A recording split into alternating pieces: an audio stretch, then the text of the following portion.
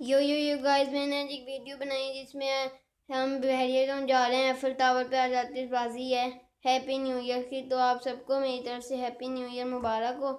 और चलने ज़्यादा मेरे पास टाइम नहीं है तो हम उधर चलेंगे, बड़ी देर लगेगी पहुंचने में, इतना उधर रश होता है आपको बता नहीं सकता मैं, मेरे पास ज़्यादा टाइम नहीं है। चलो चलो चलो चलो।